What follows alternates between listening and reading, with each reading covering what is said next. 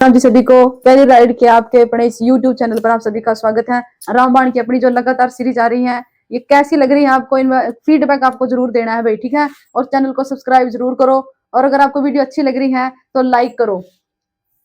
तो आज का जो अपना क्लास है, जो रामबाण की अपनी लगभग 8 से 7 क्लास है जो चैनल पर आ चुकी है।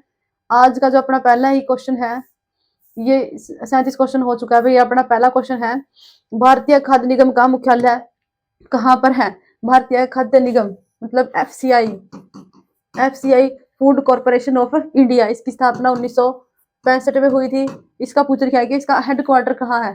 हेडक्वार्टर इसका कहाँ है? नई दिल्ली, ठीक है।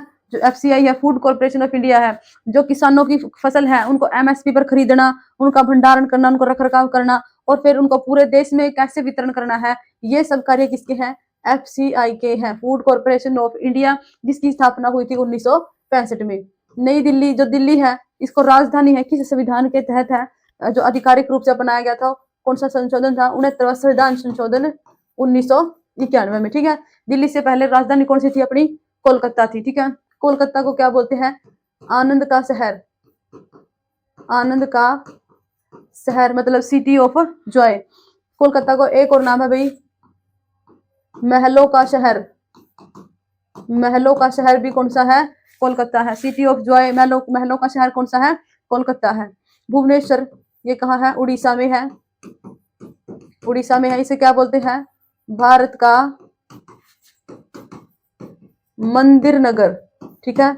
भारत का मंदिर नगर किसे बोलते हैं? भुवनेश्वर, जो कहाँ है? उड़ीसा में। हैदराबाद के साथ एक और इसका जुड़वा शहर है, सिकंदराबाद। सिकंदराबाद जो है हुसैन सागर झील से दोनों अलग होते हैं, तो हैदराबाद और सिकंदराबाद को क्या बोलते हैं? जुड़वा शहर, ठीक है। एसएससी में क्वेश्चन पूछा था कि निम्नलिखित में से कौन से है जुड़वा शहर है, तो आपका जो आंसर आएगा वो हैदराबाद और सिकंदराबाद है, जो क्या है? जुड़वा शहर है। हैदराबाद है, इसको भी बोलते हैं मोतियों का शहर, मोतियों का शहर, निजाम का शहर, ठीक है, निजाम का शहर। एक और बोलते हैं हैदराबाद को भाग्यनगर। ये सारे आपको याद रखने हैं, ठीक है। हैदराबाद को क्या बोलते हैं? मोतियों का शहर, निजाम का शहर और क्या? भाग्यनगर, ठीक है। ये क्या किसकी संज्ञाएं हैं? किसको मिली है? ये हैदराबाद को मिली है, ठीक है। अच्छा भाई, ये क्वेश्चन और जैसे सबको पता है अपनी राजधानी कौन सी है? दिल्ली है। अगर आपसे क्वेश्चन पूछे कि भारत की सांस्कृतिक या बौद्धिक राजधानी कौन सी है, तो आपको आंसर क्या होगा? वाराणसी, ठीक है। वाराणसी, वाराणसी अपनी क्या है? सांस्कृतिक राजधानी है। सांस्कृतिक राजधानी कौन सी है भारत की? वाराणसी। अगर आपको वाराणसी ऑप्शन में ना मिले तो फिर आपका आंसर होगा कोलकाता, ठीक है। मुख्य रूप से भारत की सांस्कृतिक राजधानी कौन सी है? वाराणसी। अगर वाराणसी ऑप्शन में नहीं है तो आपका आंसर क्या होगा भाई? कोलकाता। अगर दोनों ऑप्शन में है तो भी कौन सा आंसर होगा भाई? वाराणसी, ठीक है। तो अपना जो क्वेश्चन है इसका आंसर क्या हो गया? नई दिल्ली में है जो एफसीआई का मुख्यालय है। नेक्स्ट क्वेश्चन है, एलसीडी एक बुनियादी प्रकार का मॉनिटर है, ठीक है। तो इसकी फुल फॉर्म बतानी है। फुल फॉर्म भी भाई बहुत सारे पूछा है जैसी। तो एलसीडी क्या है? इसकी फुल फॉर्म है लिक्विड क्रिस्टल डिस्प्ले, ठीक है। Liquid crystal display. डिस्प्ले तो समझा होंगे कि है मॉनिटर है, मॉनिटर पे सच डिस्प्ले हुआ है। तो एलसीडी की फुल फॉर्म क्या होगी? Liquid crystal display. नेक्स्ट जो आपका क्वेश्चन है, चैनल को सारे सब्सक्राइब करो भाई, ज्यादा से ज्यादा शेयर करो। अगर आपको अच्छी लग रही है हमारी वीडियो, हमारी क्लासेस, तो लाइक करो, कमेंट करो और चैनल को सब्सक्राइब जरूर करो। नेक्स्ट जो आपका क्वेश्चन है, रामसर सम्मेलन से संबंधित ये क्वेश्चन है। जो रामसर सम्मेलन है ये किसके लिए हुआ था भाई? ये जो वेटलैंड है, आर्द्र भूमि, ठीक है। वेटलैंड मतलब आर्द्र भूमि के लिए जो रामसर सम्मेलन हुआ था। ये जो रामसर एक शहर है, ये किसका है? ईरान का एक शहर है, ठीक है। ईरान का एक शहर है। तो जो रामसर सम्मेलन है वो 2 फरवरी को हुआ था। 2 फरवरी 1971 को हुआ था रामसर सम्मेलन। इसीलिए है जो 2 फरवरी को अभी सब आर्द्र भूमि दिवस मनाया जाता है। और ये कब से, पहला कब मनाया गया था? 1997 में, ठीक है। भारत ने जो ये संधि है इस पर कब हस्ताक्षर करे थे? 1 फरवरी 1982 को, ठीक है। इंडिया ने इस पर कब साइन करे थे? 1 फरवरी 1982 को, ठीक है। जो आर्द्र भूमि है ये इस ऐसा क्षेत्र है जहाँ जो पानी है वो स्थायी या अस्थायी रूप से रहता है, मतलब ऐसी जमीन जो पानी से ढकी रहती है, ठीक है। तो ये जो है जैसे दलदल का क्षेत्र हो गया, कीचड़ का क्षेत्र हो गया। तो भारत में सबसे बड़ी आर्द्र भूमि वेटलैंड है, सबसे बड़ी कौन सी है? भारत की सबसे बड़ी वेटलैंड क्षेत्र है भाई सुंदरवन। सुंदरवन भारत का सबसे बड़ा वेटलैंड क्षेत्र है। भारत में प्रेजेंट में अब कितने जो वेटलैंड है, प्रेजेंट में कितनी वेटलैंड है? 98 वेटलैंड है। हरियाणा में कितनी है? 2 है। 2021 में ही बनाई गई थी हरियाणा में, सुल्तानपुर जो गुड़गांव में है, और एक है भिंडावास जो अभ्यारण्य है झज्जर में। 2 है हरियाणा की, ठीक है। और भारत में सबसे ज्यादा वेटलैंड क्षेत्र कहाँ है? वो है तमिलनाडु में, ठीक है। तमिलनाडु में सबसे ज्यादा आर्द्र भूमि का जो है क्षेत्र है, वही जो स्थल है तमिलनाडु के सबसे ज्यादा है 20, ठीक है। तमिलनाडु में अकेले में कितने वेटलैंड क्षेत्र हैं? 20। हरियाणा में कितने हैं? 2। प्रेजेंट में कितने हैं? 98। अगर वर्ल्ड में पूछे वर्ल्ड में किसके पास है सबसे ज्यादा, तो वह है ईरान के पास, ठीक है। सबसे ज्यादा वेटलैंड वर्ल्ड में किसके पास है? ईरान के पास है, ठीक है। तो समझ में आप, जो विश्व आर्द्र भूमि दिवस है वो कब मनाया जाता है? 2 फरवरी को। जो आर्द्र भूमि जो स्थल है, इन्हें पृथ्वी के गुर्दे भी कहा जाता है, ठीक है। पृथ्वी के गुर्दे किसे संज्ञा दी गई है? आर्द्र भूमि स्थल को दी गई है। भारत का पहला जो वेटलैंड क्षेत्र था वो कौन सा था? भारत का पहला वेटलैंड क्षेत्र था वो था भाई आपका, पहला जो वेटलैंड क्षेत्र है वो है चिल्का झील। चिल्का झील, चिल्का झील कहाँ है? उड़ीसा में है। और एक केवला देव पक्षी अभयारण्य जो कहाँ है? राजस्थान में है, ठीक है। ये पहले हैं जो विश्व जो है आर्द्र भूमि स्थल है भारत के, कब घोषित किए गए थे? 1981 में, ठीक है। समझ में आया? नेक्स्ट इसमें है भाई 15 जनवरी को कौन सा दिवस मनाया जा रहा है? थल सेना दिवस। थल सेना दिवस कब मनाया जाता है? 15 जनवरी को। वेटलैंड अपना हो गया भाई 2 फरवरी को। 19 दिसंबर को मनाया जा रहा है गोवा मुक्ति दिवस, ठीक है। गोवा मुक्ति दिवस मनाया जा रहा है क्योंकि जो गोवा है 1961 में पुर्तगालियों के शासन से है जो मुक्त हुआ था 19 दिसंबर 1961 को, इसीलिए 19 दिसंबर को कौन सा दिवस मनाए जाते हैं? गोवा दिवस, गोवा मुक्ति दिवस। नेक्स्ट अपना क्वेश्चन है, फुटबॉल मैच की अवधि नियमित समय में क्या है? फुटबॉल मैच की जो अवधि है वो कितनी है? फुटबॉल मैच है 90 है, 80 है, 70 है, 60 है। कितने मिनट का खेला जा रहा है फुटबॉल मैच? 45 मिनट का, 90 मिनट का, जिसमें 45 मिनट के 2 हाफ हुए हैं, बीच में 15 मिनट का जो है इनका ब्रेक हुआ है, ठीक है। तो कितनी अवधि होगी? 90 मिनट होगी, 45 मिनट के 2 हाफ। अगर आपका पूछा रग्बी फुटबॉल, रग्बी फुटबॉल की अवधि पूछेगा तो कितनी है? 80 मिनट, इसके 40 मिनट के 2 हाफ हुए हैं, ठीक है। तो रग्बी जो फुटबॉल है इसमें खिलाड़ियों की संख्या कितने हुए हैं? आप कमेंट करोगे भाई, ठीक है। पहले क्लास सोच के उन्होंने बताया है कि फुटबॉल में कितने खिलाड़ी हुए हैं और रग्बी फुटबॉल में कितने हुए हैं। नेक्स्ट अपना क्वेश्चन है, मकर विलक्कू उत्सव भगवान अयप्पा के पवित्र उपवन में मनाया जाता है। कहाँ मनाया जाता है भाई ये उत्सव? मकर विलक्कू उत्सव है जो केरल में, ठीक है। केरल के कौन से मंदिर में? सबरीमाला मंदिर। और ये मकर संक्रांति के उपलक्ष्य में है जो ये उत्सव है मनाया जाता है, कौन से मंदिर में? सबरीमाला मंदिर में, ठीक है। नेक्स्ट जो आपका क्वेश्चन है भाई, जो तेलंगाना है, तेलंगाना भी आंध्र प्रदेश से अलग होकर कब बना था? 2 जून 2014 में। भाषा के आधार पर गठित पहला राज्य कौन सा था? आंध्र प्रदेश था, ठीक है। भाषा के आधार पर गठित पहला जो राज्य कौन सा था? वो था आंध्र प्रदेश, ठीक है। नेक्स्ट आपका क्वेश्चन है, निम्नलिखित में से भारत का पहला ग्रैमी पुरस्कार विजेता कौन सा है? जो ग्रैमी पुरस्कार है किस क्षेत्र में दिया जा रहा है? संगीत के क्षेत्र में, ठीक है। संगीत के क्षेत्र में दिए जा रहे हैं ग्रैमी पुरस्कार। इनकी शुरुआत कब हुई थी? 1959 में, ठीक है। 1959 में पहली बार है जो ग्रैमी पुरस्कार दिए गए थे। इसका किस क्षेत्र से संबंध है? तो संगीत के क्षेत्र से। तो भारत कौन सा भारतीय है जिसे पहला जो है ग्रैमी पुरस्कार मिला था? तो आपका आंसर आएगा भाई पंडित रविशंकर।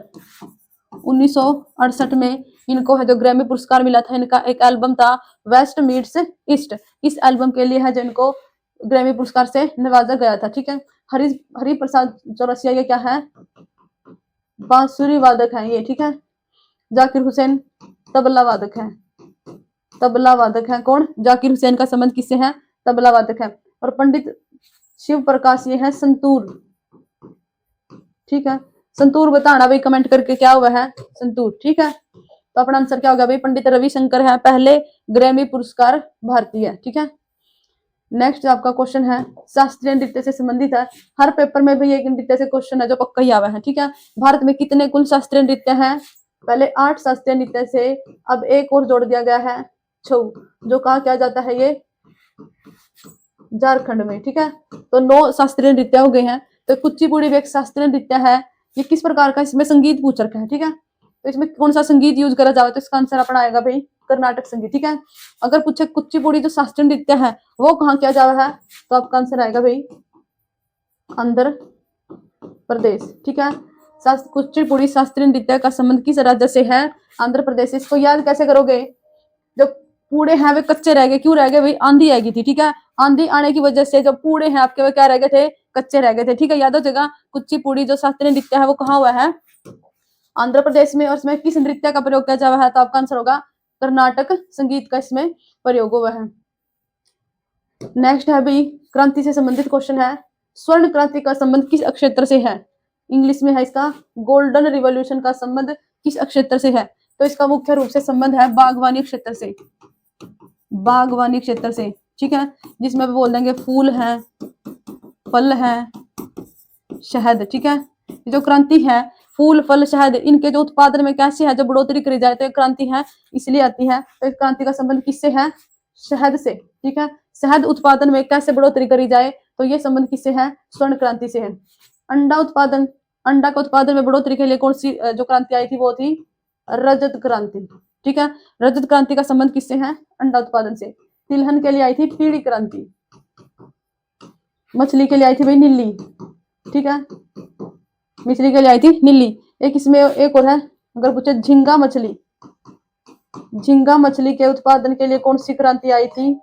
अगर अकेली मछली पूछेगा तो नीली क्रांति, झींगा मछली बोलेगा तो गुलाबी क्रांति, ठीक है। एक है बादामी क्रांति। बादामी क्रांति कमेंट में करोगे भाई किससे है जो संबंध है बादामी क्रांति का। एक है गोल क्रांति है। गोल क्रांति किससे संबंधित है? आलू से संबंधित है, ठीक है। समझ में आया इतना? अगर एक क्वेश्चन आता है कि भारत में जो है हरित क्रांति का जनक कौन है? हरित क्रांति, हरित क्रांति जो इसका संबंध किससे है? खाद्य सामग्री, ठीक है। फसलों से इसका संबंध है। तो हरित क्रांति का जनक कौन है भारत में? भारत में इसका जनक है भाई डॉक्टर MS स्वामीनाथन, ठीक है। भारत में हरित क्रांति का जनक कौन है? तो आपका आंसर क्या होगा? MS स्वामीनाथन। और ये हरित क्रांति कब आई थी? 1967-68 में, ठीक है। 66-67 भी हो उसका है, ऑप्शन के हिसाब से लगा दियो। हरित क्रांति कब आई थी? 67-68 में। और इसका जनक कौन है? MS स्वामीनाथन। अगर पूछे विश्व में, वर्ल्ड में हरित क्रांति का जनक कौन है तो वो कौन है? नॉर्मन बोरलॉग, ठीक है। हरित क्रांति का जनक वर्ल्ड में कौन है? नॉर्मन बोरलॉग है। भारत में कौन है? डॉक्टर MS स्वामीनाथन है, ठीक है। एक है क्वेश्चन है भाई ऑपरेशन फ्लड का संबंध किससे है? ऑपरेशन फ्लड, ऑपरेशन फ्लड या फिर श्वेत क्रांति, श्वेत क्रांति इसका संबंध किससे है? श्वेत से तो सीधा समझ में आ रहा है किससे इसका संबंध? दूध से है। ये कब आया था? 1970 में, ठीक है। ऑपरेशन फ्लड या फिर श्वेत क्रांति किससे संबंधित है? दूध से संबंधित है। और इसके जो जनक है, जनक कौन है भाई? श्वेत क्रांति के जनक कौन है? डॉक्टर वर्गीज कुरियन, ठीक है।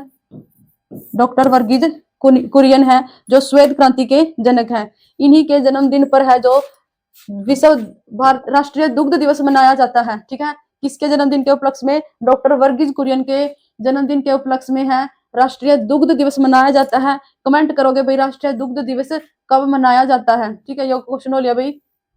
नेक्स्ट आपका क्वेश्चन है भारत की वित्तीय स्थिरता और विकास परिषद के अध्यक्ष कौन है? सिंपल सा भाई वित्त, वित्त किसके पास है भाई? वित्त मंत्री, ठीक है।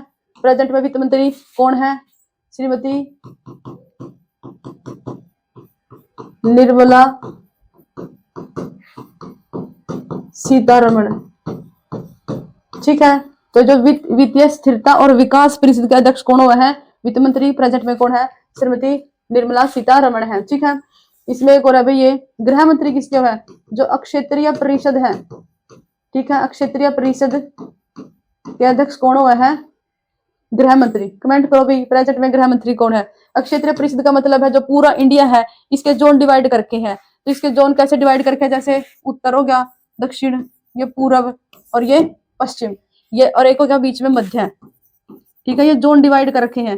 कितने जोन हो गए अपने, 5। इन तीन के बोलेंगे क्षेत्रीय परिषद है। बाद में है 1971 में ये सेवन सिस्टर पड़े हैं। ये कौन सा हो गया, पूर्व और उत्तर का बीच का पूर्वोत्तर क्षेत्र है, जो ये बाद में जोड़ा गया था, ठीक है। तो कितने अपने क्षेत्रीय परिषद हो गए, 6। 1 2 3 4 5 और 1 6, ठीक है। जो राज्य पुनर्गठन अधिनियम आया था, राज्य पुनर्गठन अधिनियम आया था, तो ये क्षेत्रीय परिषद है, से 5 ही गठन तो जब कर दिया था। बाद में है जो पूर्वोत्तर क्षेत्र है वो अलग था बनाया गया था। इसमें कितने राज्य थे, वे थे 7 थे, ठीक है। तो जो 7 सिस्टर है, पूर्वोत्तर जो क्षेत्र है वो बाद में जोड़ा गया था। इसमें कितने हैं, 7 है, ठीक है। कौन कौन से हैं, अरुणाचल प्रदेश, असम, मिजोरम, मेघालय, मणिपुर, त्रिपुरा और नागालैंड, ठीक है। 1 2 3 4 5 6 7 है, ठीक है। इसमें जो अगर सोचा कि पूर्वोत्तर क्षेत्र में है जो यू पश्चिम बंगाल में आ गया, तो पश्चिम बंगाल 7 सिस्टर में नहीं है। तो भाई इब कितने हैं, इसमें 8 हैं। तो बाद में है 7 और 1 जो ये बाद में जोड़ा गया था, ये क्या है, सिक्किम। सिक्किम जोड़ा गया था इसमें 2002 में, ठीक है। तो इसकी पूर्वोत्तर का ये 7 सिस्टर है, इसको क्या बोलते हैं, सिक्किम को, इसको भाई बोलते हैं इनका, ठीक है। तो अपना क्वेश्चन है जो इसका आंसर क्या हो गया, वित्त मंत्री हैं जो वित्तीय स्थिरता और विकास परिषद की जो अध्यक्ष हुए हैं, वित्त मंत्री जी, ठीक है। अगला आपका क्वेश्चन है, निम्नलिखित में से कौन भारत में रोजगार सृजन कार्य है। रोजगार देने वाला चुनना है भी कौन सा कार्यक्रम है। तो इसका स्वर्ण जयंती पहला ही है। स्वर्ण जयंती ये कब आया था, 1997, 1 दिसंबर 1997 में यह योजना आई थी। इसका उद्देश्य क्या था, जो शहरों में गरीब लोग हैं उनको रोजगार प्रदान करना है, जो इसका उद्देश्य था। प्रधानमंत्री जनधन योजना कब आई थी, 28 अगस्त 2014। प्रधानमंत्री जनधन, इसका नाम से पता चला है धन, इसका मतलब जो सभी लोगों को है बैंकिंग सुविधा प्रदान करना, ठीक है। सबके खाते खुलवाए गए थे, तो सबको है जो बैंक सुविधा प्रदान करना, किस योजना का है, प्रधानमंत्री जनधन योजना। Stand up India, stand up India कब आई थी भाई, 2016 में आई थी, 5 अप्रैल 2016 में। इसका भी ये उद्देश्य है कि भाई जो महिला है, जो SC ST है, उनको सशक्त बनाना, उनको रोजगार, उनको सशक्त बनाना, ठीक है। स्टैंड अप इंडिया का था। ये है प्रधानमंत्री बीमा सुरक्षा योजना, PMSSB, ठीक है। कमेंट करो भाई प्रधानमंत्री सुरक्षा बीमा योजना कब आई थी, ठीक है। तो रोजगार सृजन के लिए कौन सी योजना है, स्वर्ण जयंती शहरी रोजगार, जो कब आई थी, 1997 में। नेक्स्ट जो आपका क्वेश्चन है इकोनॉमिक्स का है, सकल प्राथमिक घाटा किसके बीच का अंतर है, सकल प्राथमिक घाटा, इंग्लिश में अभी ग्रोस प्राइमरी डिफिसिट, ठीक है। तो सकल प्राथमिक घाटा है वो किस किस का अंतर है, राजस्व घाटा और ब्याज प्राप्तियां, सकल राजकोषीय घाटा और ब्याज प्राप्तियां, राजस्व घाटा और ब्याज भुगतान, या फिर सकल राजकोषीय घाटा और शुद्ध देय ब्याज, ठीक है। इसका जो आंसर है सकल राजकोषीय घाटा और शुद्ध देय ब्याज है। जो सकल प्राथमिक घाटा है इसका मतलब है जो सरकार है उसके प्रेजेंट में जो क्या वित्तीय स्थिरता है, सकल प्राथमिक घाटा में यह बताया गया है जो पिछले जो ऋण लिए हैं उनके ब्याज के भुगतान को छोड़कर जो प्रेजेंट में सरकार को खर्चे करने हैं, तो खर्चे करने के लिए सरकार को कितना उधार लेना है, तो वो क्या है, सकल प्राथमिक घाटा है, ठीक है। और ये किस किस का अंतर है, शुद्ध देय ब्याज और सकल राजकोषीय घाटा। ये सकल राजकोषीय घाटा क्या है, भी जो भी वो है खर्च है, सरकार के खर्च है, माइनस में क्या है, जो भी आय है, ठीक है, जो खर्च हुए हैं और जो आय है, इसमें क्या है, जो ब्याज को छोड़कर, ठीक है, ब्याज को छोड़कर, उधार को छोड़कर जो खर्च है सरकार के और जो उनकी आय है उनका अंतर क्या है, सकल राजकोषीय घाटा। अगर सकल प्राथमिक घाटा बोले तो सकल राजकोषीय घाटा और शुद्ध देय ब्याज, इसका मतलब क्या है, जो पीछे सरकार ने ऋण लिए हैं उनका जो ब्याज का भुगतान करना है वो इसमें से माइनस कर दोगे तो अपना क्या निकल जाएगा, सकल प्राथमिक घाटा, ठीक है। नेक्स्ट आपका क्वेश्चन है, संविधान के किस अनुच्छेद में उपराष्ट्रपति पद का प्रावधान किया गया है, ठीक है। उपराष्ट्रपति होगा भाई, तो ये किस में बताया गया है, आर्टिकल 51, 53, 63, 54, ठीक है।